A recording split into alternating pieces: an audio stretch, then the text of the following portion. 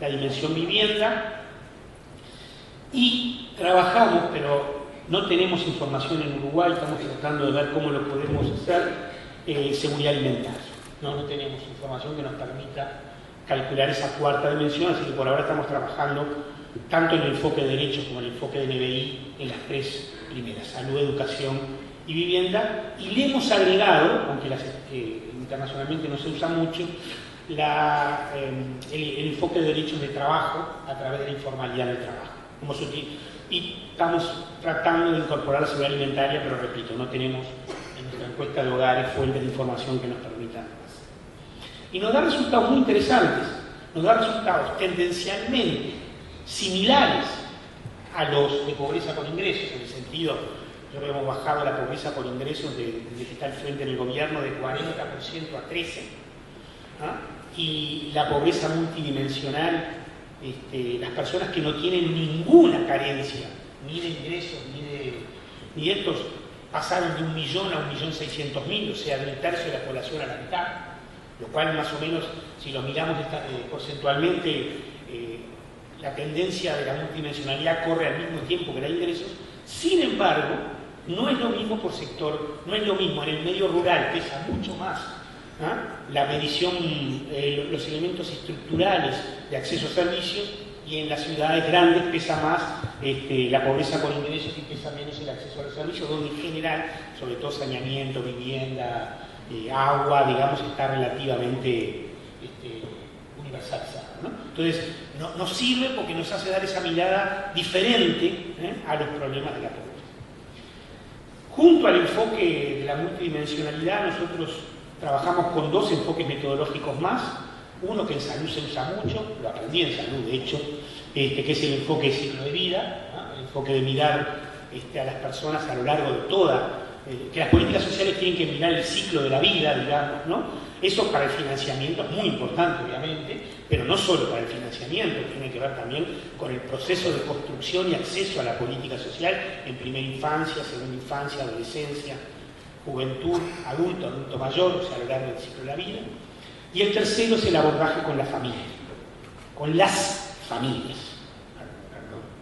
Porque, bueno, ya es obvio que no se puede hablar de familia en una sociedad que ha decidido tener arreglos familiares diferentes y que la ley en Uruguay ha validado esos arreglos familiares, la unión concubinaria, en Argentina el matrimonio igualitario, probablemente en Uruguay ya hay un proyecto de ley que probablemente se apruebe en el corto plazo, a fines de este año, principios que viene. Por lo tanto, digamos, ya hay un marco normativo que nos dice, hablemos de otros. Las familias con jefaturas monoparentales de hogar son muy importantes y en los sectores de la pobreza más importantes, especialmente femeninas. Entonces, la idea es que uno tiene que trabajar aquellos abordajes que dijimos, la desigualdad al inicio de la vida, los rezagos educativos, pero ambos en consonancia con el abordaje con las familias. Obviamente cada uno de estos tres enfoques metodológicos está desarrollado en nuestros documentos de reforma social. En quinto lugar, ahora sí ya el quinto y sexto es más de la reforma de la salud. El quinto tiene que ver con la mirada estratégica de la reforma de salud, y el sexto con los aspectos desmercantilizadores de la reforma de salud. Cuando nosotros empezamos a discutir una reforma de salud, éramos conscientes que teníamos que modificar el conjunto del sistema de salud en el Uruguay, y nos planteamos cinco principios de la reforma, 5 ejes estratégicos. El primero es la universalidad del derecho, en términos normativos y de acceso. Porque en realidad en términos normativos en Uruguay ya era un derecho universal. Porque la Constitución uruguaya, en el artículo 42, creo, 44, no me acuerdo, dice que el Estado tiene el deber de proteger a todos, que la salud es un deber de las personas tienen que cubrir su salud, no es un derecho, en la Constitución uruguaya no es un derecho, es un deber de la persona, pero al mismo tiempo dice que el Estado debe proteger a todos los que no puedan cubrir ese deber. O sea que en realidad La universalidad en términos del derecho formal ya existía en Uruguay. Lo que había que transformarlo era un derecho real. La ley de creación del Sistema Nacional Integrado de Salud lo que hace es eso, con las políticas para esa accesibilidad. Y lo hace a través del financiamiento, a través de un Seguro Nacional de Salud. El segundo, ya lo comenté recién, el segundo principio es la separación entre la contribución y el acceso. El tercero es la regulación, la rectoría de la política de salud. La rectoría obviamente se ejerce a través hoy a través de un organismo que creó la reforma que se llama Junta Nacional de Salud, que tiene como objeto controlar el funcionamiento del sistema de salud, controlar que los derechos se cumplan. El cuarto principio tiene que ver con la descentralización del sistema, es decir, la creación, digamos, de un sistema disperso en el territorio. De hecho, hoy hay 19 juntas nacionales de salud instaladas en los departamentos. Uruguay tiene una división política basada en 19 departamentos. Y en quinto lugar, en esa discusión de prestador no monopólicamente público, sino prestadores mixtos públicos y privados, un principio básico de la reforma es el fortalecimiento del prestador público jugando un triple rol. Por un lado, un rol de atención en sí mismo, como cualquier prestador que tiene el sistema. En segundo lugar, como ente testigo, como un prestador que de alguna manera le fija al conjunto del sistema las reglas de juego, ¿no? Eso en general en Uruguay, donde hay muchos mercados que no son monopólicos públicos, pero son de regulación pública, esto funciona muy bien. Mercados tan distintos de la salud como el mercado financiero, donde las reglas de juego las fija la banca pública y todo el mundo boca abajo atrás de la banca pública. Mercados de las comunicaciones, donde pasa lo mismo con el ente regulador de la comunicación, ¿no? Y aspiramos, y este es un proceso de largo aliento, porque cuando arrancamos nosotros el sistema público era inexistente, colapsaba, pero aspiramos a que sea un ente testigo. Esa es la segunda. Y la tercera es ser el portador de algunas políticas de salud pública que solo desde un prestador público se pueden realizar porque se financian con costos públicos y no tienen que ver con las cápitas que el sistema traslada a los prestadores privados. Me refiero a políticas que tienen que ver con el tabaco, políticas que tienen que ver en parte con la salud sexual y reproductiva, en parte con las políticas de patologías crónicas, etc. Finalmente, el último punto que quería plantear, el sexto, tiene que ver con el carácter desmercantilizador, y ahí quisiera plantear 4 temas que de alguna manera le han quitado, es un poco exagerado, sí, le han reducido el rol mercantil que todavía el sistema de salud tiene. ¿Por qué? Bueno, en la medida que subsisten corporaciones, sobre todo profesionales, que inciden fuertemente en algunas determinaciones,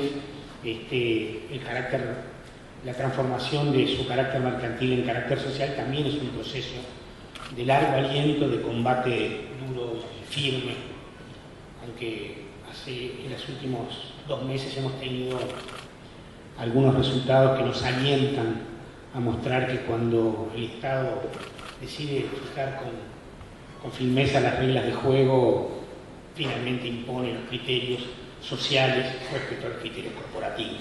Me refiero al último conflicto con la sociedad de cirugía. Vuelvo a los 4 puntos con los cuales quería culminar este sexto ítem, que es el de la desmercantilización. El primero y el más claro, el que de alguna manera efectivamente desmercantiliza el acceso, ¿no?, es el que ya la salud deja de tener precio, ¿no?, y pasa a tener un valor contributivo.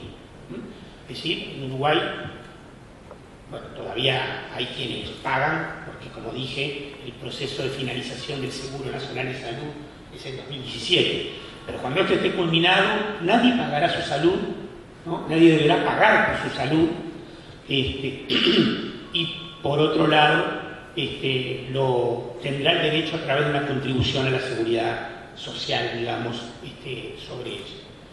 Queda resolver, como dije, el fin del ingreso de los jubilados y pensionistas y algunos problemas respecto a las personas que no tienen contribución a la seguridad social y que hasta ahora están financiadas por el sistema público.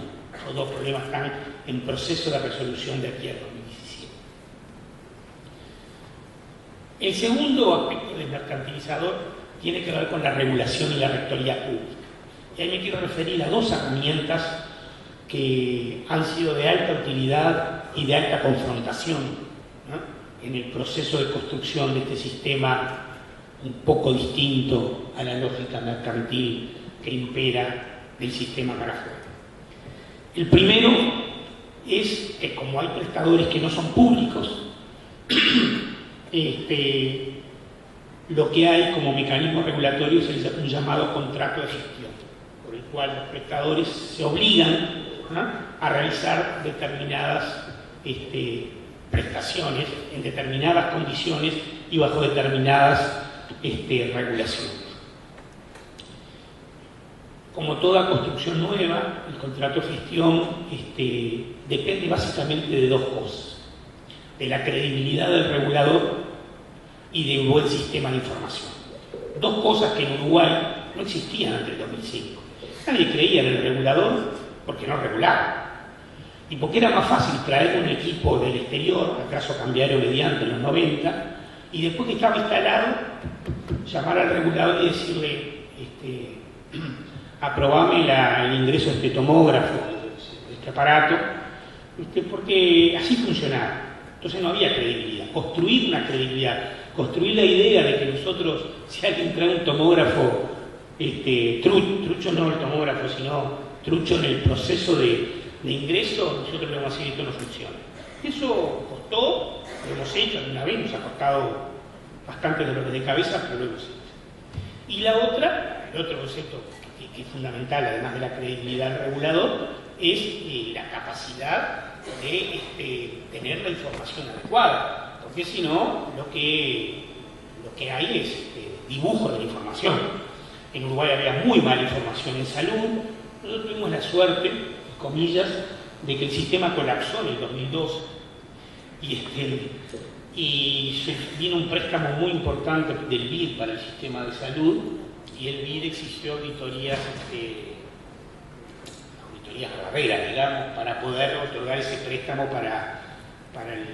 Entonces, en realidad, cuando nosotros llegamos en el 2005 había un poco de mejor información, fruto, digamos, de esto que había pasado en el año 2002. Nosotros lo mejoramos muchísimo y tenemos un sistema nacional de información muy amplio, muy profundo, creemos bastante creíble, digamos que efectivamente la información responde, porque además obviamente lo auditamos y lo chequeamos, y creemos que hoy Uruguay tiene credibilidad en la regulación y que las instituciones de asistencia médica privadas o mutuales se han adaptado y han respondido, digamos, a esto del regulador.